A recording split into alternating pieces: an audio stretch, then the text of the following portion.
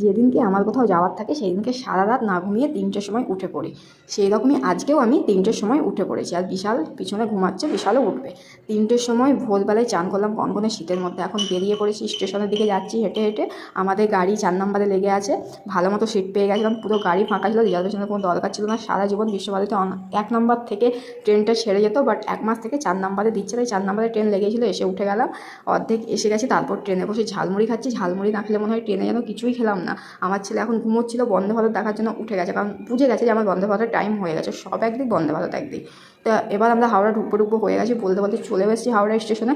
হাওড়া স্টেশনে এসেছি, আর ফুড প্লাজায় কিছু খাবো না, এটা কখনো হতে পারে না, তাই ফুড প্লাজার দিকে হেঁটে চললাম। তো সেখানে গিয়ে আমরা মোমো বার্গার খেলাম, খুব টেস্টি ছিল। এই ফুড প্লাজার বিরিয়ানিটা দারুণ লাগে খেতে, আর মোমোটাও ফার্স্ট টাইম খেলাম, খুব ভালো লাগলো। বাট সেটা আমি বিশালকে ভিডিও করতে বলেছি, ও ক্যামেরা চালু করেইনি, সেই কারণে আমি খাবারগুলো শেয়ার করতে পারলাম না, মনটা ভীষণই খারাপ।